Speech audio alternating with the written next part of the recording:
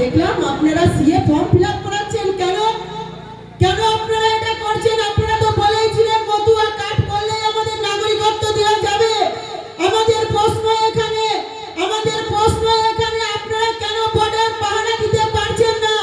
কেন বাংলাদেশি মানুষ আমাদের এখানে ঢুকছে? আর যদি ঢুকে আজকে 30-35 বছর ধরে এখানে তারা ছিন্নমূল উদ্বাস্তু হিসাবে বসবাস করে নিজেদেরকে অস্তিত্ব রক্ষার জন্য তাদের বংশ পরম্পরা এখানে যখন থাকতে শুরু করেছে, তাদেরকে আবার বেনাগরিকত্ব করছে। আজকে যদি এখানকার আমরা তৃণমূল কংগ্রেসের পক্ষ থেকে হুঁশিয়ারি দিয়ে যেতে চাই, আজকে যদি একটা এখানকার মতুয়া সম্প্রদায়ের মানুষদেরকে আজকে যদি বেকায়দায় করতে হয়, যদি খারাপ জায়গায় যেতে হয়, যদি ডিটেনশন ক্যাম্পে যেতে হয়, তাহলে কিন্তু বাংলার মানুষ আপনাদেরকে ছেড়ে কথা বলবে না। এটাকে আপনাদের আগে ভেবে নিতে হবে। আজকে এতগুলো মানুষ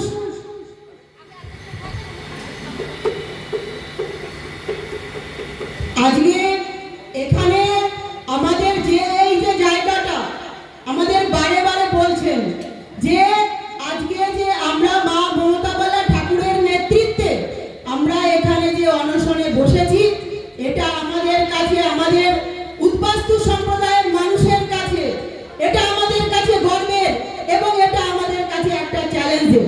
আমরা প্রত্যেকেই যারা বিভিন্ন জায়গা থেকে এসেছি এটাকে আমরা সমর্থন করি বলেই আমরা বিভিন্ন জায়গা থেকে আমরা ছুটে আসছি।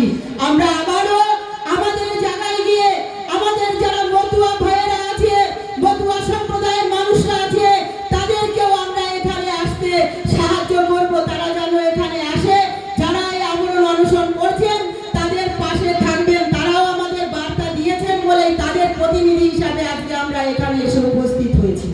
আজকে এখানে দাঁড়িয়ে আমাদের অনেক কিছু বলার আছে।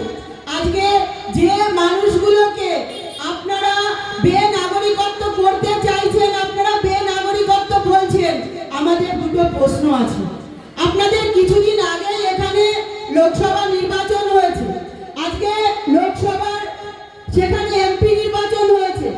কাদের ভোটে? এই উদ্বাস্তু সম্প্রদায়ের মানুষের ভোটেই আপনারা এমপি নির্বাচিত হয়েছে।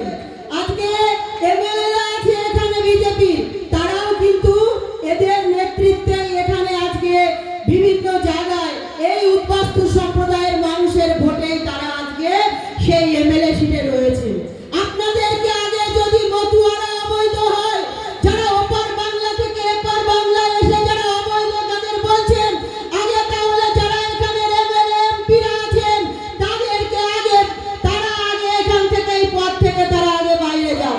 কারণ এখানকার মানুষের নেতৃত্বে আজকে ভোট নিয়ে তাদেরকে আজকে মিথ্যে ভাওতার জালে ফাঁসিয়ে আজকে তারা এমএলএ এমপি সিট দখল করছেন, অথচ সাধারণ মানুষের কথা এখন ভুলে গেছে।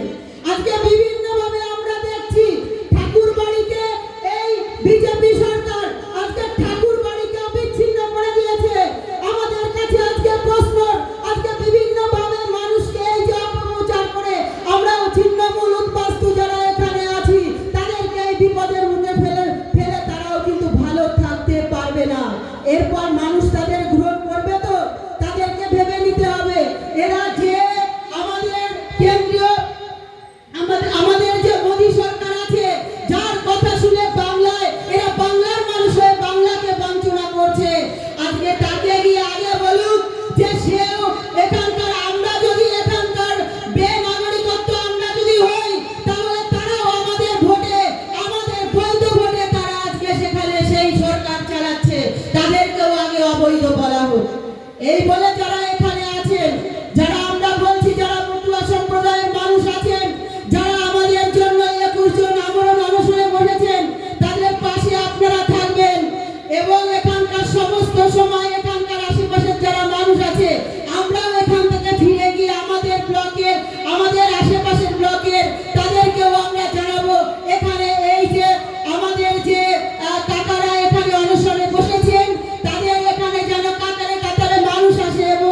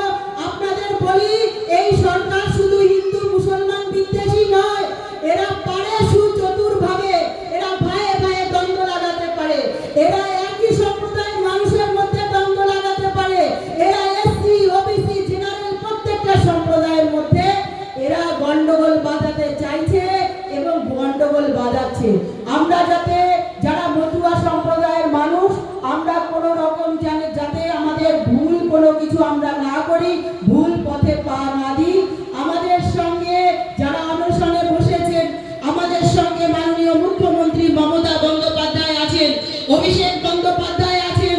তারা বলেছেন যে একটা মানুষকেও আমাদের এই অসহায় অবস্থায় তিনি আসতে দেবেন না। আপনারা বলুন না যে আসামে যে সিএ ক্যাম্প হয়েছে, যদি অর্থনৈতিক কোনো বাতাবরণ ধরতে চান আপনারা ধরতে পারেন।